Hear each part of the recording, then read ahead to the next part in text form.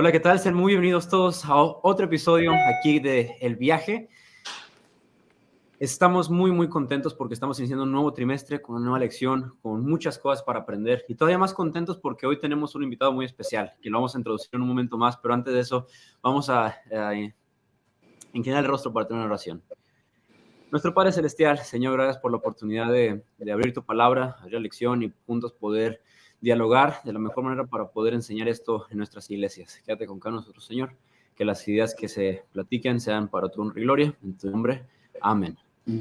Voy a invitar al doctor Miguel Patiño y a nuestro invitado que pasen ahora y para que el doctor Patiño pueda introducir al invitado especial que tenemos para el día de hoy.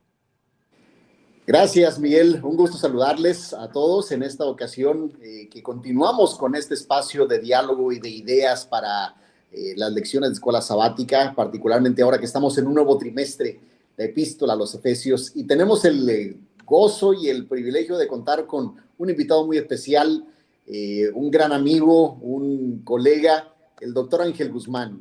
El doctor Guzmán es doctor en Nuevo Testamento. Él hizo un doctorado de filosofía en religión con énfasis en Nuevo Testamento en el Instituto de Estudios Avanzados de la Iglesia Adventista en Filipinas y actualmente es el vicepresidente académico para el Seminario Teológico Adventista Interamericano, que tiene sede en Puerto Rico y se extiende por 10 recintos en el territorio de División Interamericana. Ángel, bienvenido. Gracias por estar con nosotros. Muchas gracias, Miguel. Y Miguel, aquí para un placer poder compartir con ustedes en este momento este estudio de la Biblia. Agradecido de Dios por esta oportunidad de compartir con ustedes y un tema tan interesante como es la apertura de este trimestre, trabajando con una carta de Pablo, que es una carta que yo sé que vamos a sacar gran provecho durante cada una de las lecciones. En esta ocasión, aparte de tener a Ángel, que es un gran amigo, le hemos invitado porque el trimestre está enfocado en una epístola del Nuevo Testamento. Y qué mejor que tener un referente de la iglesia en Interamérica, en la especialidad del Nuevo Testamento, para que nos conduzca y nos pueda proporcionar material e ideas que serán de utilidad durante el trimestre.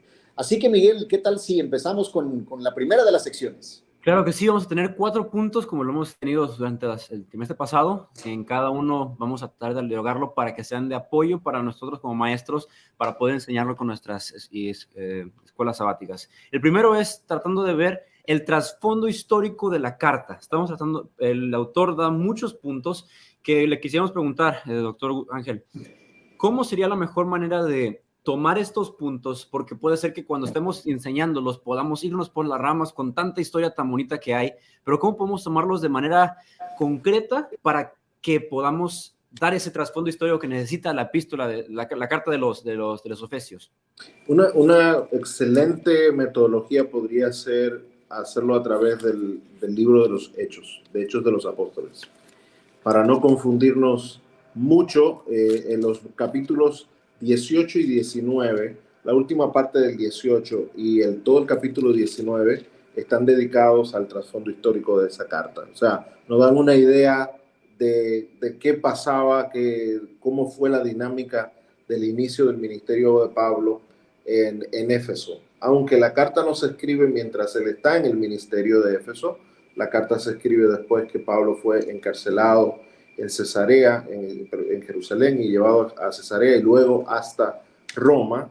Probablemente estamos hablando del año 62 de nuestra era.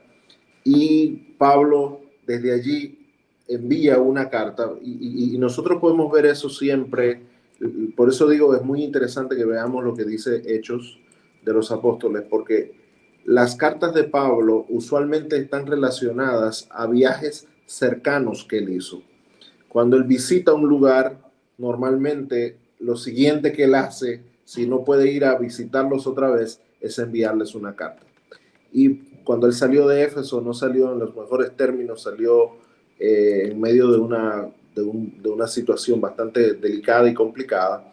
Pablo retorna a Éfeso, ya no en físico, sino a través de una carta, mientras está en la cárcel donde él no podía pues salir del entorno de Roma. Así que yo recomiendo a los maestros que puedan leer con cuidado los versículos los capítulos 18 y 19, aunque el capítulo 18 empieza con Pablo en Corinto. Fue a la salida de ese Corinto que Pablo, cuando salió rumbo a Israel otra vez, pasó a través de Éfeso, que era un puerto natural donde todos los barcos que pasaban por esa zona del Mediterráneo se detenían, y luego de allí continuó hacia el área de Israel. Los versículos más importantes aquí para nosotros entender bien este detalle son los versículos 19, 20 y 21 del capítulo 18, que dicen que cuando llegó a Éfeso lo dejó allí. Eso fue una visita muy rápida de Pablo. No podemos entender esa como su visita misionera, fue un contacto rápido, pero ya en el capítulo 19 completo te va a dar los detalles.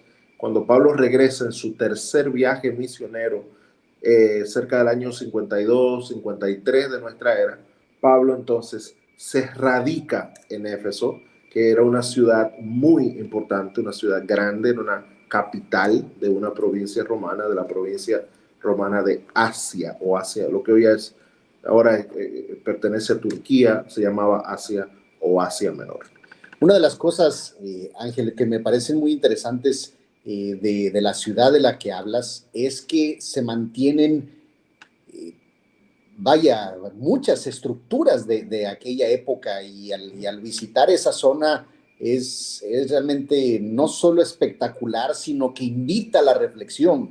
Y vamos a poner unas imágenes aquí, Miguel, y quizá poniéndolas, que él nos haga una breve descripción de qué estamos mirando en esto, y que pueda ser de utilidad para los maestros también. Bueno, esta es la calle principal que conectaba el puerto de Éfeso con el centro de la ciudad. Allí en esa calle principal, un poquito más abajo, en la parte derecha, izquierda de la pantalla, si pudiéramos ver todo el panorama, ahí veríamos una emplanada grande que era la Agora, o el área de mercado. Y al final de esta calle veríamos pues el anfiteatro romano. Era una ciudad grecorromana. Aquí está un anfiteatro que te dice la dimensión que tenía esta ciudad, una ciudad enorme, una ciudad que probablemente tenía alrededor de 250,000 de personas. Y este anfiteatro te da una indicación del tamaño de la ciudad, y era donde la gente se reunía. Y ese mismo anfiteatro es mencionado en Hechos capítulo 19. Y allí detrás del anfiteatro, que está la agora, y un poquito más al lado está la biblioteca, y estaban los lugares donde se enseñaba. Y la Biblia dice que Pablo en algún momento tuvo una situación cuando estuvo en Éfeso porque Pablo fue directamente a la sinagoga y estuvo allí 2 veces en la sinagoga, y mientras estaba en la sinagoga hubo un conflicto con los judíos de Éfeso. Pablo sale de la sinagoga y se va a una escuela normal, una escuela no religiosa, y allí le dieron la oportunidad de enseñar. Y a mí me llama mucho la atención porque probablemente fue muy cerca de ese entorno, de la foto que estamos viendo, que Pablo enseñaba, y lo hizo de tal manera que impactó la ciudad de una forma extraordinaria. Por favor, no deje de leer Hechos capítulo 19 antes de enseñar la lección de escuela sabática, porque le va a dar una idea general de cómo impactó Pablo también la vida de esa gente. Entiendo, de acuerdo a como la lección lo plantea, es justamente la imagen previa, Miguel, donde se da esta turba que comienza a gritar: grandes Diana, diosa de los efesios, y están en este espacio teniendo ese grito. ¿Por qué? Porque Diana, justamente, o Artemisa, que era el otro nombre que tenía, era una de las diosas principales. Y la siguiente imagen, ahora sí, Miguel, que tenemos la tercera. ¿Qué es lo que tenemos aquí, doctor Guzmán?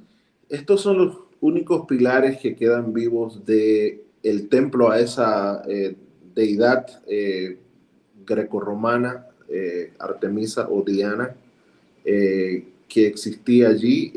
Hay un río que se cree que hace unos 2000 años era mucho más caudaloso por allí, y está conectado también al puerto, o sea, era natural, todo el que venía a Éfeso, que era un puerto, una parada obligatoria allí. Corinto y Éfeso eran dos paradas muy populares en ese tiempo, y allí en ese entorno llegaban los barcos a ese lugar, y los barcos podían, entonces la gente iba inmediatamente a ofrecer sus ofrendas y su veneración a Diana, y luego se insertaban a la ciudad también. ¿Qué considera que haya sido uno de los factores para que Pablo haya pasado 3 años en esta ciudad tan importante? ¿Qué reflexión nos deja a nosotros el aventurarnos a estas grandes ciudades y no únicamente retraernos de las grandes metrópolis? Yo creo que la única motivación de Pablo estar en esa ciudad, que era la más grande de ese entorno, era precisamente eso, el contacto con la gente. Y Pablo tuvo un contacto tan efectivo con la gente que Pablo afectó el negocio de la idolatría y de vender estatuillas de la diosa en un lugar donde que era el lugar principal donde se adoraba a esa diosa, y comenzaron a bajar las ventas por la efectividad del mensaje de Pablo. Y Pablo tuvo también allí unos asuntos extraordinarios. De allí es que se dice que hasta el pañuelo de Pablo, hasta el pañuelo de los enfermos se lo llevaban a Pablo, y Pablo sanaba a través de eso. Aquel hombre endemoniado también, que unos judíos fueron y trataron de sacar y dijeron, en el nombre de Jesús y de Pablo, a quien predica ese Jesús, yo te ordeno, y el demonio los atacó, y la fama corrió del poder y la autoridad que tenía este gran apóstol. Y yo creo que Pablo escogió esa zona precisamente por eso. Era un lugar perfecto para tener contacto con la gente y con mucha gente, y tratar de compartir el mensaje de Dios. Pablo, en sus 3 viajes misioneros, eligió lugares específicos y especiales donde él centraba su ministerio. En el primero, él se movió un poco más en el área de Galacia, Listra, Iconio, Derbe, y luego en el segundo viaje se instaló en Corinto, que también era otra gran ciudad, y en el tercer viaje escoge Éfeso. O sea, Pablo era un tipo de la metrópoli, no era alguien que se retraía y estaba por allá por el monte y bajaba a veces a predicar, era alguien que estaba entre la gente, y era un tipo que estaba predicando y enseñando en una escuela pública en Éfeso. Así que te dice el nivel de contacto que Pablo tenía con la sociedad en esos momentos. Bueno, tenemos claro entonces ahora, esto se da durante la primera mitad del siglo I. Tenemos la ubicación en tiempo, tenemos la ubicación geográfica, tenemos incluso también un contexto social. Así que, Miguel, estamos listos para ir a la segunda parte de nuestra conversación. Claro que sí. Lo que vamos a tratar de ver ahora, ya con nuestro segundo punto, habiendo entendido este trasfondo histórico, y vamos a ver la estructura de la carta. Hay varias estructuras que se dan, pero no vamos a pegar a la estructura de la lección, que podemos ver el día martes, cómo es que se dan ciertos puntos allí, y nos gustaría dividirla en 2. Y vamos a dejar que el doctor Ángel Guzmán nos explique un poco más de esta manera de la estructura para poder nosotros entender a continuación y a futuro durante todo este trimestre la parte de la carta. Sí, en la guía de estudios nosotros tenemos una guía temática. Más o menos el autor lo que hizo fue que organizó en una estructura temática completamente, pero básicamente, y esto sirve para todas las cartas paulinas, Pablo repitió su modelo en todas sus cartas. Pablo comienza con una apertura, una salutación general. Siempre esa salutación va acompañada de una bendición, también de oración. Él siempre dice yo oro, a veces dice oren también, y luego entonces va a los temas. Normalmente Pablo va directamente a temas teológicos. Yo diría que nosotros podemos mirar esto en cuatro partes, pero con 2 grandes temas.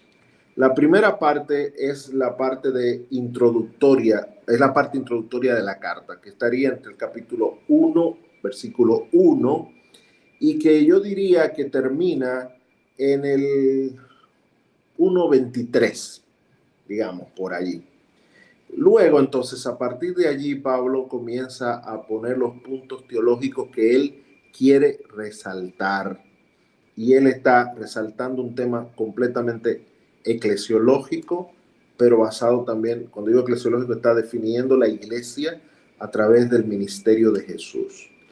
Jesús ha hecho algo importante en el cielo, en la tierra, ahora forma un pueblo. Pablo toca un tema bien interesante, de cómo ahora es como una familia que está haciendo entre judíos, griegos, ahora todos son uno, como una familia, y habla de estas cosas. Y eso se va a extender a través de varios temas que él desarrolla, hasta, digamos que el último versículo del capítulo 3.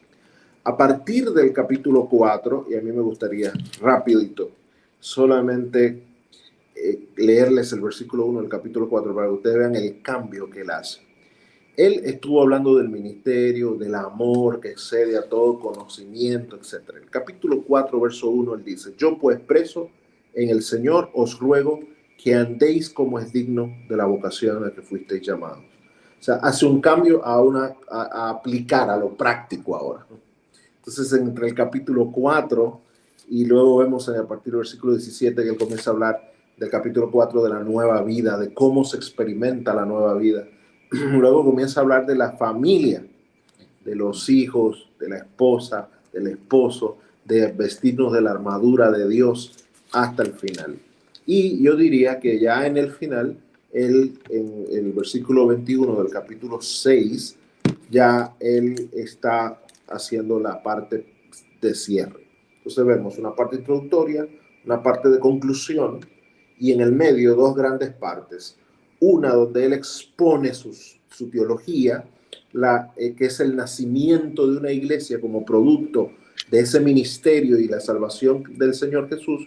Y dos, cómo esa iglesia debe vivir en la segunda parte, cómo la iglesia experimenta el mensaje o debe experimentar el mensaje, cómo muestra que realmente pertenece al pueblo de Dios, una persona. Me parece bien interesante este trayecto que planteas, porque inicialmente encontramos a un pueblo que se pregunta, bueno, evidentemente Jesús es el Mesías, pero el Mesías ahora ya no está aquí, sino ahora el Mesías está en el cielo. Y Pablo comienza a hablar de cómo los acontecimientos de Cristo en el cielo tienen repercusión en lo que hay en la tierra. Es posible que esto sea uno de los argumentos que nos ayuda a tener esa perspectiva vertical de los eventos celestiales y terrenales, Ángel. Es algo bien interesante que Pablo hace. A mí me gusta mucho. Hay una expresión que él repite, creo que unas 4 o 5 veces, que es la expresión en lugares celestiales. Correcto. Bien interesante es la forma como Pablo lo usa. Y a mí me gusta mucho que él dice, primero, que Jesús resucita y se sienta en el cielo en lugares celestiales. Se sienta en el trono en lugares celestiales. Y en el capítulo 2 dice que con Cristo nosotros también nos sentamos en lugares celestiales. Y luego habla acerca de la lucha en el capítulo 6, ese uno de los textos probablemente más conocidos de Efesios, que no tenemos lucha contra carne, ni sangre, sino contra potestades y poderes celestiales en lugares celestiales.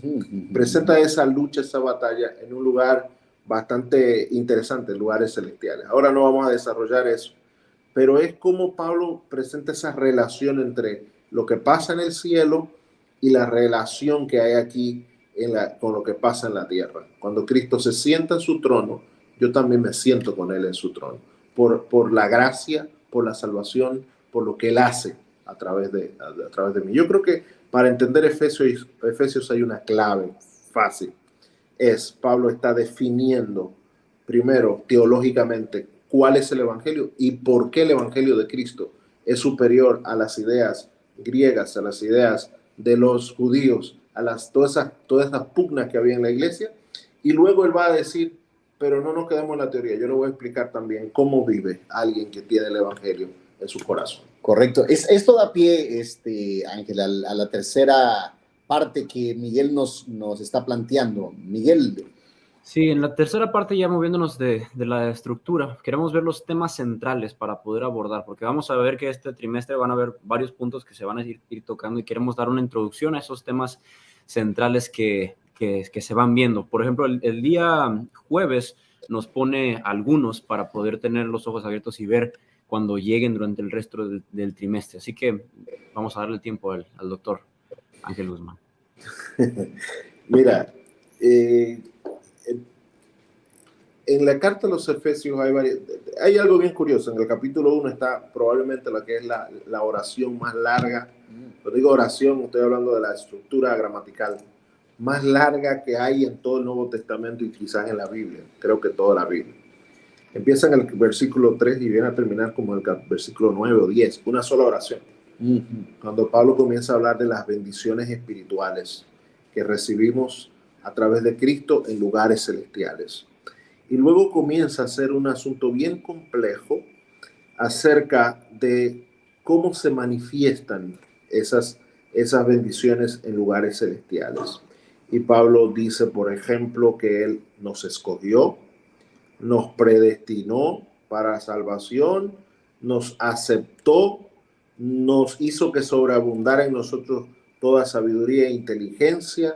O sea, todos esos temas Él lo va a desarrollar después.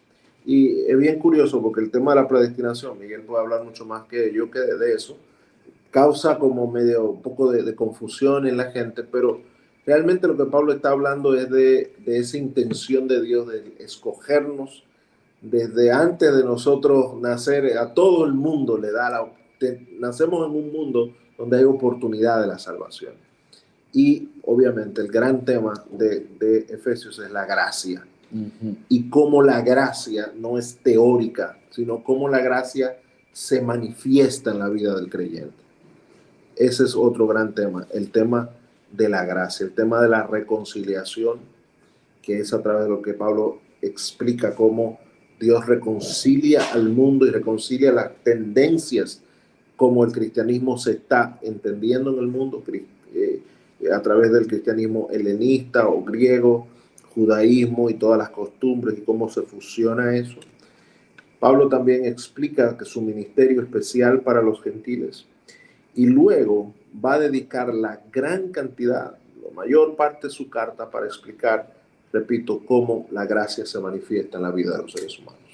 Gracias, gracias. Es interesante, Ángel y Miguel, que una epístola tan pequeña en la Biblia, si la vemos en términos de longitud, hablamos seis capítulos.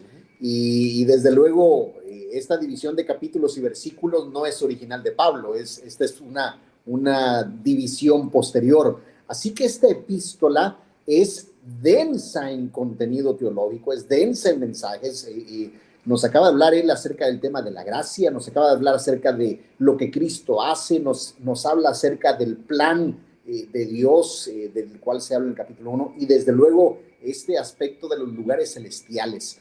Me gusta cómo también el autor señala este aspecto cristocéntrico, Ángel, en el cual Pablo, no solamente en los Efesios, sino en sus epístolas, lo aborda. ¿Qué particularidad podemos resaltar acerca de la cristología o la parte tan prominente de la persona de Cristo en la epístola a los Efesios? Yo veo en Efesios precisamente fundamentado en la repetición de lugares celestiales, una cristología muy centrada en el ministerio de Jesús en el santuario. Ese ministerio que produce gracia, que es coherente con lo que Pablo está diciendo. Pablo dice, por ejemplo, en Romanos 5, versículo 1, dice que cuando nosotros somos justificados por la fe tenemos paz para con Dios. Y luego en el versículo 2 dice que eso nos da a nosotros acceso a la gracia. Entonces, él está utilizando, pero con otra terminología, un poco menos teológica, un poco más práctica aquí en Efesios que en Romanos. Él está diciendo que a través de la gracia, a través del ministerio de Jesús, lo que Jesús está haciendo en el cielo por mí, ahora yo tengo acceso a la gracia. Y que no es algo nuevo, que es algo que viene desde tiempo, ¿verdad? Porque viene desde antes, desde mucho antes, cuando el Señor hace por nosotros, nos bendice a través de Jesús. Versículo 3, bendito sea el Dios y Padre nuestro, de nuestro Señor Jesucristo, que nos bendijo con toda bendición espiritual en lugares celestiales en Cristo. Entonces, ese es el tema que Pablo va a agarrar. Jesús está en los lugares celestiales, a través de él tenemos la bendición es la gracia nos da acceso a bendiciones grandes y un estilo de vida que es distintivo, que es diferente, un estilo de vida que es donde Pablo va a estar enfatizando muchísimo. Entonces, una cristología que se manifiesta en la gracia y la gracia en la vida práctica de todos los cristianos. Así es. Miguel. Con esto vamos a dar cabida a nuestra última parte de los temas, que es la aplicación. Nos gusta siempre terminar viendo qué aplicación tiene esta lección, porque a veces nos volvamos a la parte que se vuelve mucha teología, mucha conversación, mucha historia, y nos quedamos con la pregunta, ¿y esto para mí qué tiene que ver? ¿Cómo puedo yo entonces poner esto en mi vida práctica como hermano de iglesia? Entonces, vamos al punto 4, que es la aplicación a mi vida espiritual, mi vida personal, en mi diario vivir. A mí me gusta mucho el título que tiene la lección del jueves, que dice que Efesios, una carta saturada de Cristo. Cristo nos satura la cristología de Efesios, estamos llenos. Yo creo que ahí es donde está la gran aplicación de Pablo. Y yo voy a insistir en eso porque creo que es la parte central de la carta. Es cómo la acción de lo que Cristo hace en el cielo afecta a mi vida. Nosotros a veces espiritualizamos mucho eso. Nos quedamos solo en el sentimiento. Es decir, esto es muy bonito, pero eso no se manifiesta en una vida que proyecte la gracia. Y Pablo está diciendo, si tú tienes gracia, tienes que vivir de acuerdo a eso. Camina conforme al llamado, a la vocación que tú tienes. Yo creo que esa es la parte más central de la aplicación. Es cómo la gracia me afecta a mi vida y cómo yo debo permitir que Dios me llene el corazón de tal manera que todos mis pensamientos, mi proceso de la vida, en la vida muy práctica que Pablo presenta allí, que nosotros podamos vivir conforme al Espíritu Santo.